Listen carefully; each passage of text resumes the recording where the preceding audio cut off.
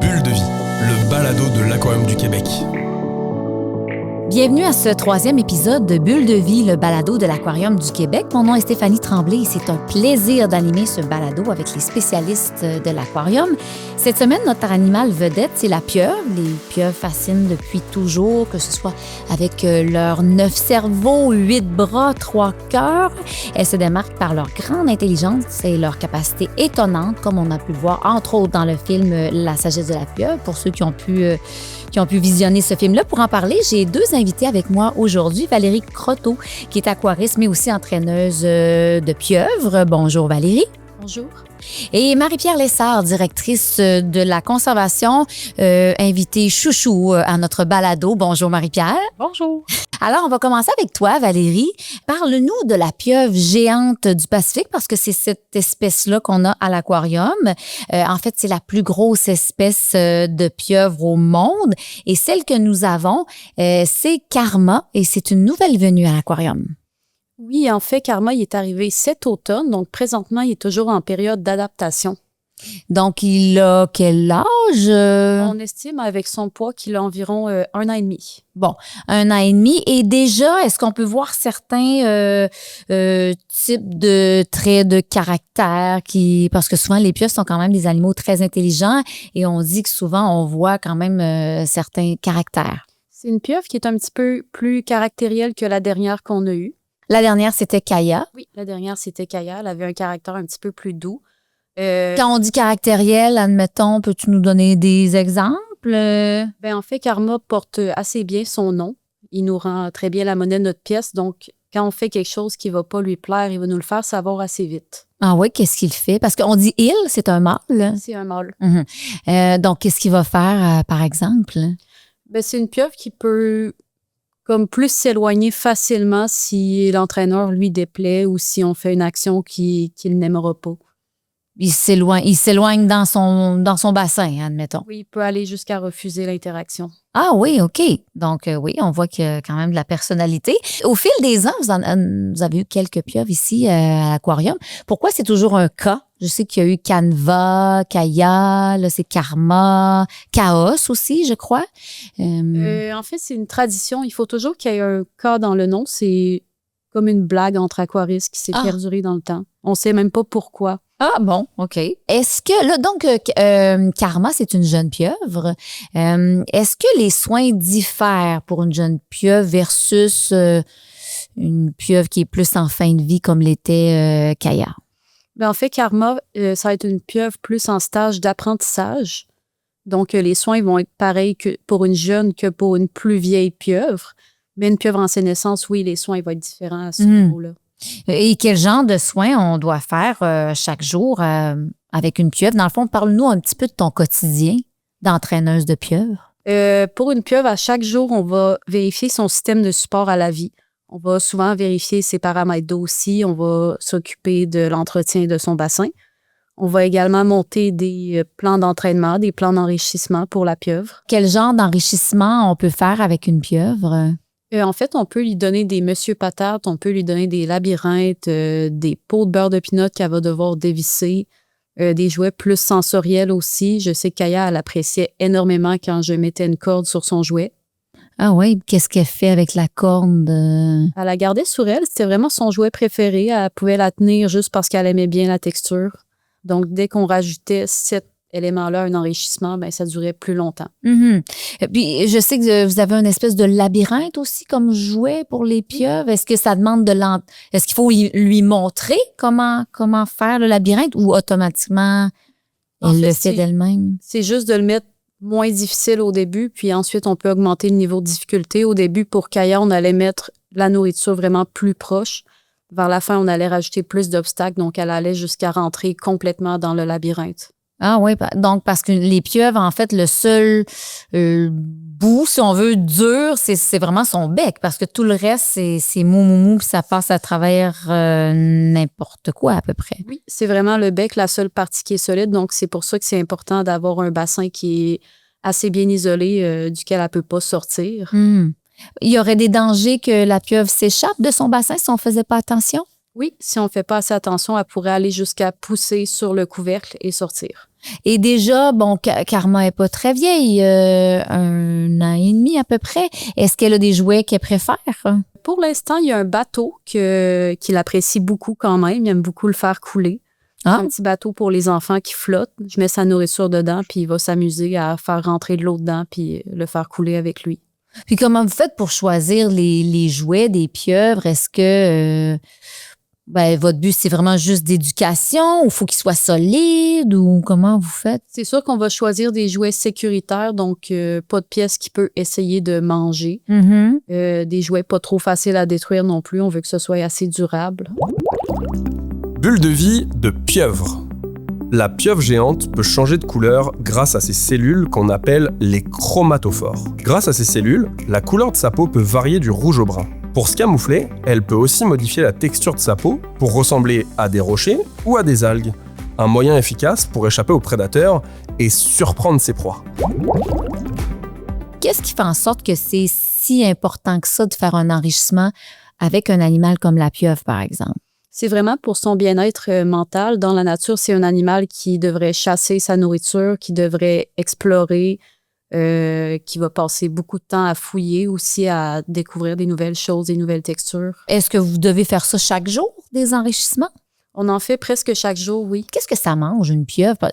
Parce que de ce que je comprends, dans les enrichissements, vous mettez de la nourriture.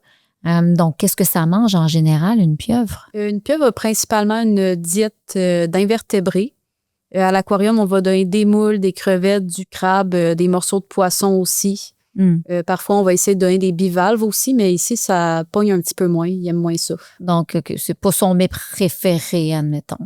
Puis, est-ce qu'il y a une façon particulière de la nourrir ou on fait juste mettre de la nourriture dans l'eau? On va vraiment diversifier la façon dont on va la nourrir. Parfois, ça va être en entraînement. Donc, quand on a un comportement désiré, on va lui donner de la nourriture à la main. Parfois, on peut donner à la main juste pour créer un meilleur lien avec notre animal et aussi dans les enrichissements. Donc, il va falloir qu'il travaille pour aller chercher sa nourriture. Et jusqu'à présent, comment il est ton lien avec Karma? Ça va quand même bien. C'est pas la pieuvre la plus facile jusqu'à maintenant, mais j'ai quand même un bon lien avec. Est-ce que c'est vrai que les pieuvres sont capables de reconnaître leur entraîneur? Oui, c'est absolument vrai. Qu'est-ce qui te fait dire ça? Comment tu sais ça? Mon meilleur exemple, c'est Kaya. Elle avait un comportement différent avec chaque aquariste. Comme par exemple, il y avait un aquariste qui aimait un peu moins les pieuvres. Kaya ne venait pas le voir. Ah oui. Un autre avec qui était plus calme. Puis dans mon cas, elle sortait du bassin. Quand elle te voyait, elle sortait du bassin. Oui, ça, qu'est-ce que ça? Elle essayait de sortir de l'eau pour venir interagir avec moi. Et ça, comment tu interprètes ça? Est-ce que c'est parce qu'elle est contente ou... C'est difficile à interpréter. Ouais. Honnêtement, je pense que c'est des comportements qui ont été appris avec chaque entraîneur. Mm-hmm. La pieuvre était peut-être un peu plus à l'aise de sortir de l'eau quand c'était moi. Peut-être que mon comportement était plus prévisible, par exemple. Elle était comme curieuse, j'imagine. Oui, c'était de la curiosité. Puis je pense qu'elle aimait beaucoup interagir avec moi aussi parce que lorsqu'on avait des aquaristes d'un jour, ça pouvait aller jusqu'à arroser l'autre personne ou lui donner un coup de tentacule pour l'éloigner. Un aquariste d'un jour, c'est vraiment c'est des rencontres un peu... c'est des visites un peu VIP, donc c'est avec des visiteurs VIP qui viennent interagir avec la pieuvre. Puis là, à ce moment-là, ça pouvait lui arriver d'arroser. C'est ça, particulièrement quand c'était moi qui devais m'occuper de ce forfait-là. Puis ça, qu'est-ce que ça veut dire? Je sais pas comment interpréter ça, mais je pense qu'elle voulait comme plus s'accaparer mon attention que interagir avec une personne qu'elle ne connaissait pas. OK. Est-ce qu'il y a des précautions à prendre quand on s'occupe d'une pieuvre? Je sais que ça peut rejeter de l'encre. Je crois aussi qu'elles ont une espèce de toxine digestive qui peut peut-être, pour décomposer leur proie, là, est-ce qu'il y a certains dangers à s'occuper d'une pieuvre? Oui, en fait, la pieuvre, c'est un animal qui est venimeux. Donc, si elle nous mord, on va être intoxiqué. C'est aussi un animal qui est très fort. Là. C'est connu pour pouvoir tirer jusqu'à 700 livres à taille adulte. Donc, c'est important pour l'aquariste de toujours interagir avec une seule main et garder l'autre main disponible pour tenter de pouvoir décoller la pieuvre si jamais ça arrive. Quel genre de texture pour quelqu'un qui n'a jamais touché à une pieuvre, là? Quel genre de texture? Tu sais, elle va s'agripper avec ses ventouses. Elle peut s'agripper à ton bras sans vouloir te faire mal, là, mais tu décrirais comment la texture? C'est vraiment comme des suces. Ça reste quand même très bien accroché, même que des fois, si la pieuvre veut beaucoup s'accrocher, ça peut laisser des traces de suçon. OK. Donc, j'ai plusieurs fois eu les bras avec des bleus. Ah oui? Oui. À cause de la succion, C'est ça ça. laisse une marque. C'est ça. Sinon, pour la texture de la peau, je dirais que c'est peut-être plus texture jello. OK, c'est quand même assez lisse, là. Assez, est-ce que c'est déjà arrivé qu'une pieuvre s'échappe de son bassin ou Pas dans de le ce que je passé? connais ici. Non? Marie-Pierre, de tes 20 années d'expérience. On a une vieille légende qui dit que dans les premières pieuvres qu'on a eues, en arrivant un matin, lorsque la pieuvre était en bassin de quarantaine, là, donc dans un bassin qui était peut-être un peu moins bien sécurisé, là, qu'elle avait réussi à sortir de son bassin et s'introduire dans un autre bassin voisin. Oh! Mais c'est... La légende dit pas si c'est vraiment C'était vrai. avant que j'arrive, donc j'ai pas la confirmation, mais c'est la légende qui court à l'aquarium que c'est déjà arrivé. OK. Est-ce que des fois, on remarque certains changements d'humeur parce qu'elles ont de bonnes capacités de changer de couleur selon ce qu'elles ressentent? Est-ce que tu vois ça chez Karma? Oui, on peut quand même bien le voir. C'est sûr qu'on ne peut pas vraiment associer ça à une humeur parce qu'on ne peut pas vraiment savoir ce que la pieuvre pense. Ouais. Mais certains comportements peuvent amener des changements de couleur. Comme par exemple, si Karma voit une personne qu'il n'a jamais connue par le passé, il peut aller jusqu'à devenir noir. Noir? Ah oui, OK. S'il a un petit peu plus peur d'une nouveauté, il va devenir quand même blanc. OK. Mais sinon, de façon générale, elle est comme rouge. C'est ça, sa rouge couleur rose. de base est rouge. C'est ça, rouge de base. Bon. Est-ce que c'est déjà arrivé, parce les pieuvres peuvent rejeter de l'encre? Est-ce que ça arrive, ça, qu'elle rejette de l'encre dans son bassin? J'ai jamais vu une pieuvre rejeter de l'encre dans son bassin personnellement. On le voit quand même parfois avec les sèches. Ouais. Mais les pieuvres, non, ça semble moins fréquent. J'ai jamais vu ça arriver encore. OK. Qu'est-ce qu'on ferait si jamais il y a de l'encre dans un bassin? J'imagine qu'il faut changer l'eau. Oui, c'est ça. C'est vraiment pas bon pour tous les animaux du bassin, en fait, parce qu'en milieu naturel, la pieuvre pourrait s'éloigner de son encre. Mm-hmm. Mais en milieu fermé, malheureusement, elle peut pas. Donc, c'est assez toxique. Il va falloir changer une bonne partie de l'eau, mettre du charbon et s'assurer que la qualité reste bonne dans les prochains jours. Karma partage son bassin avec d'autres espèces comme étoiles de mer, tournesol. Il y a des anémones aussi, je crois. Normalement, la cohabitation d'une pieuvre avec d'autres animaux, est-ce que ça se passe bien? Oui, avec les échinodermes, ça se passe bien. Oui, il n'y a pas de problème ou... Non, il n'y a jamais eu de problème. Avec Kaya, parfois, les étoiles tournesol pouvaient aller jusqu'à voler sa nourriture. Ah! Parce qu'il était assez gourmande. OK.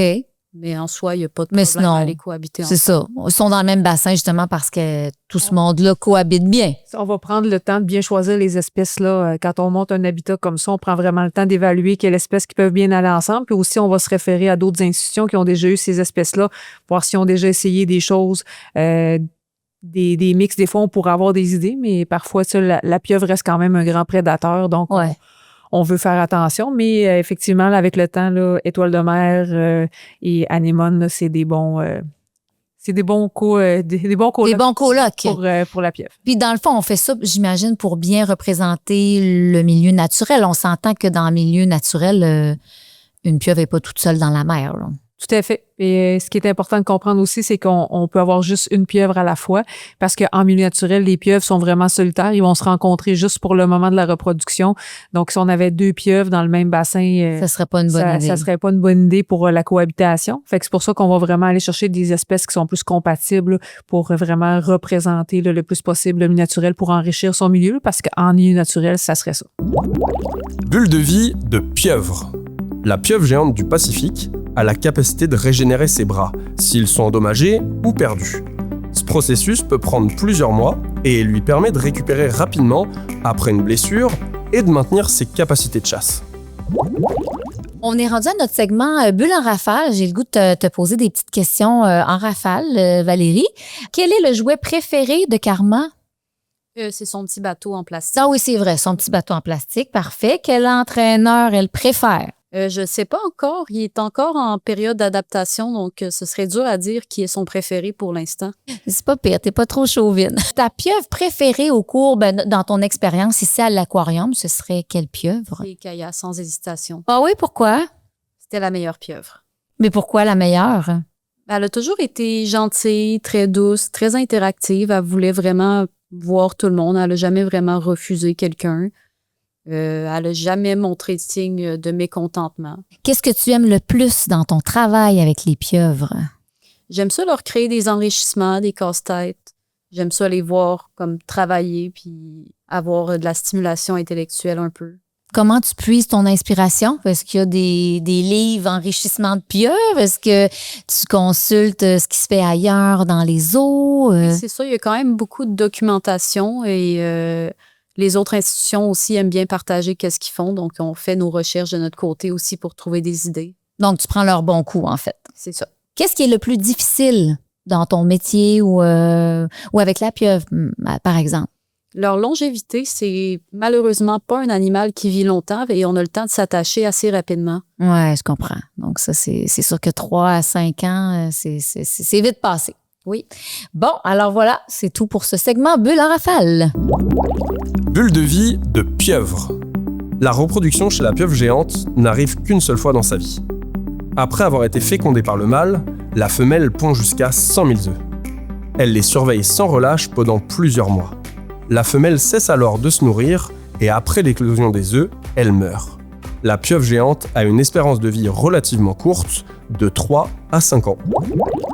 Prochain segment, on va parler de reproduction avec Marie-Pierre Lessard, directrice de la conservation. Marie-Pierre, on a beaucoup parlé de Karma parce que c'est la petite nouvelle à l'aquarium. De quel endroit elle vient? Parce qu'on n'a pas de pieuvre au Québec. Non, il y a une espèce de pieuvre au Québec qui oui? vit dans le Saguenay, donc dans le fjord du Saguenay. On peut retrouver une petite espèce de pieuvre qui est vraiment toute petite, je savais vraiment pas. très mignonne. Mais évidemment, ce n'est pas celle-là qu'on a à l'aquarium. Nous, on a la pieuvre géante du Pacifique qui provient donc du Pacifique. On la retrouve là, beaucoup là, à hauteur de Vancouver. Comment on fait pour aller chercher une pieuvre? Comme dans tout animal qu'on va aller chercher en milieu naturel, il faut des permis pour pouvoir aller les chercher. Il faut savoir que la pieuvre, elle est pas en danger. Donc, selon c'est l'Union internationale pour la conservation de la nature, qui c'est comme un gros organisme qui qualifie là, le statut de chaque espèce en milieu naturel. La pieuvre n'est pas en danger, donc il y a une pêche sélective qui est faite sur cette espèce-là. Donc, on peut avoir un permis pour aller chercher des individus en milieu naturel. Nous, on fait affaire avec un plongeur professionnel qui va aller chercher vraiment la pieuvre à l'unité. Donc, on va vraiment aller la chercher juste elle. Donc, c'est pas un pêcheur, c'est pas de la pêche commerciale. Là, c'est vraiment quelque chose qui est fait de façon éthique pour aller chercher la pieuvre et après ça, elle va nous être envoyée. En avion? Oui, elle va être mise, souvent ça va ressembler à un baril, là, donc un gros contenant qui va être fermé de façon étanche et on va mettre de l'eau froide et bien oxygénée là, pour la durée du transport. Donc, elle va vraiment être transportée dans un endroit qui est sombre, qu'elle soit plus calme, puis elle va être envoyée là, rapidement là, par avion jusqu'à nous. Donc, qu'est-ce qui arrive quand elle arrive, justement? J'imagine que vous l'observez, il y a des soins à prodiguer, possiblement? Oui, tout à fait. Donc, on commence toujours par faire une observation. Dès qu'on va ouvrir là, le dit baril, là, on va regarder comment est-ce qu'elle se comporte. On va s'assurer qu'elle n'ait pas craché son angle. Donc, ça peut arriver là, que dans le transport, s'il y a un stress ou quoi que ce soit, ça pourrait arriver, mais c'est très, très rare que ça l'arrive. Donc, à partir du moment où l'eau est claire, elle est belle, on va faire une analyse pour voir les paramètres physico-chimiques de l'eau là, pour s'assurer que les composantes de l'eau soient un peu comparables à ce qu'on dans le bassin dans lequel elle va aller pour refaire une acclimatation, donc vraiment pour adapter les paramètres pour qu'elle se sente bien, que ce soit pas un choc en s'en allant dans son nouveau bassin. Après ça, un coup qu'elle va être rendue dans son bassin, mais là, comme tout animal qui va arriver à l'aquarium, on va débuter un protocole de quarantaine pour s'assurer que elle se comporte bien, qu'elle mange bien, qu'elle n'a pas de parasites qu'elle aussi. Qu'elle n'a pas de parasites, exactement. Donc, on va vraiment faire un protocole de quarantaine complet qui devrait durer entre 30 et 40 jours, là. En même temps, ça permet au guide animalier de s'assurer de bien la connaître, de développer un lien, justement, de commencer les entraînements, les enrichissements, comme on disait tout à l'heure. Et après le temps là, de quarantaine, elle va pouvoir être mise là, dans son bassin de présentation là, où que les gens vont pouvoir l'observer. J'imagine que ça doit être un moment excitant, une nouvelle pieuvre qui arrive.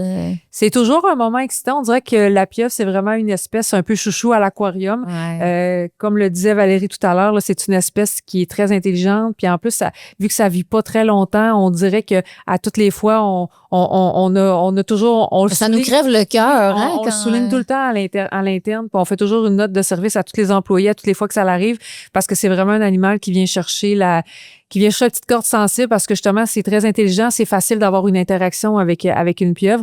Donc, oui, c'est ça. Donc, c'est tout le temps un beau moment quand on reçoit une nouvelle pieuvre, parce qu'on a des belles expériences de celles qui ont passé avant.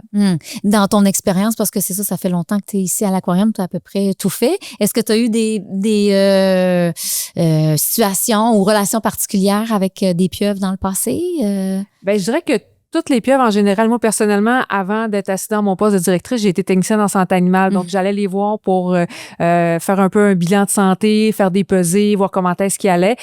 Donc, j'ai jamais eu la chance, comme Valérie, vraiment de développer une au quotidien, faire de l'entraînement, faire de l'enrichissement, des choses comme ça. Mais c'est toujours un événement, là, tu sais, de prendre le temps de voir la pieuvre, de la laisser nous toucher, de la texture des tentacules, comme on parlait tout à l'heure. C'était vraiment, à toutes les fois, là, c'était un beau moment de la journée. Oui, je comprends. Elles ont un cycle de reproduction assez particulier et c'est pour ça un peu qu'elles n'ont pas une vie très, très longue. Oui, tout à fait. Donc, en milieu naturel, vu qu'ils vont pouvoir se rencontrer, contrairement ici à l'aquarium où est-ce que la pieuvre va vivre seule, entre l'âge de 1 an et 5 ans, c'est l'accouplement va avoir lieu, là. Donc, c'est un accouplement qui est une fois dans leur vie. Donc, les pieuvres s'accoupleront pas plusieurs fois dans leur vie. Ils vont se reproduire juste une fois. Un coup que le mâle et la femelle se sont rencontrés et que la femelle a été fécondée par le mâle va juste quitter et éventuellement, lui, va mourir de sa belle mort après cette... Tout de suite, oui, dans les semaines, mois suivants. Ouais. Il va cesser de s'alimenter puis il va mourir, tandis que la femelle, elle, va se trouver un endroit sécuritaire et elle va pondre ses œufs. C'est des milliers d'œufs, hein? Oui, des milliers d'œufs. C'est vraiment beaucoup d'œufs qu'elle va pondre dans une petite caverne dans le plafond et à ce moment-là, elle va se placer sur la grappe d'œufs et à ce moment-là, elle va les protéger, les ventiler, les nettoyer tout au long de l'incubation et au moment de la naissance ou dans les moments suivant la naissance, vu que la pieuvre ne se sera pas alimentée tout au long du temps qu'elle va avoir protégé les œufs, elle va mourir. C'est là devient la sénescence quand on parle du vieillissement de la pieuvre. Donc, c'est vraiment, ça va arriver. Donc, les bébés pieuvres vont devenir comme un peu planctoniques. Ils vont flotter un peu dans l'eau libre pendant quelques temps. Puis après ça, au fur et à mesure qu'ils vont grandir, ils vont se déposer dans le fond puis ils vont devenir vraiment des pieuvres qui vont se déplacer là, partout. Et pourquoi ça fait ça à l'aquarium? Parce qu'on s'entend, elle ne s'est pas accouplée à l'aquarium. Le cycle de vie de la pieuvre, quand on a une femelle, les femelles vont quand même pondre à l'aquarium malgré qu'ils ne sont pas fécondés. L'avantage qu'on a à l'aquarium, c'est que nous, on est capable de continuer à les alimenter puis continuer de prendre soin de les sécuriser si on veut. Donc, en général, les pieuvres vont mourir en milieu naturel, vont mourir peut-être 2 à 3 mois après avoir pondu le temps de l'incubation, tandis que nous, on a déjà eu des pieuvres à l'aquarium qui ont duré pendant 1 an après avoir l'alimentation. Pondu. Ah, ouais. Après l'alimentation, après la ponte, désolé. Oui. Oui, fait qu'on est capable en leur donnant des soins, on s'assure à tous les jours qu'elles vont bien, on prend des notes sur leur comportement, l'interaction qu'on a avec eux, s'ils continuent à bien manger. Donc, ça prolonge leur vie. Ça prolonge vraiment de plusieurs mois là, leur espérance de vie là, en étant avec nous. Donc, c'est ça, parce qu'on leur donne des bons soins. Et là, Karma, c'est un mâle. Oui. Donc, est-ce qu'il va vivre plus longtemps parce que lui, il ne pondra pas d'œufs? C'est une bonne question. On n'a pas eu beaucoup de mâles à présent. Je pense que c'est peut-être notre 2e ou 3e mâle qu'on a. Et en général, effectivement, les mâles vivent moins longtemps que les femelles, mais on s'entend là qu'on n'a pas une grosse... on n'a pas un gros groupe de référence, mais ça se pourrait. Est-ce que c'est une espèce qui est menacée? Je pense que non. Hein?